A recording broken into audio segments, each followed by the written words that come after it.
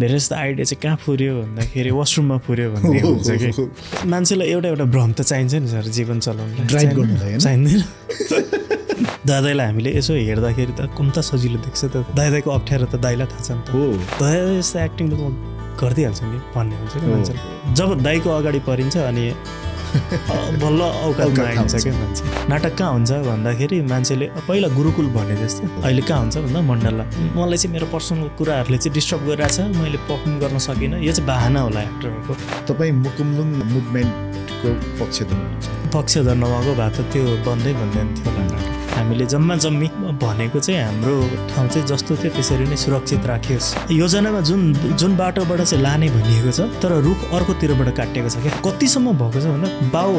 बनाउनु हुन्न भनेर उभिरहेछ छोरा खुकुरी लिएर कसले रोक्दो रहेछ हेर्छु भनेर उभिरहेछ हेर्नु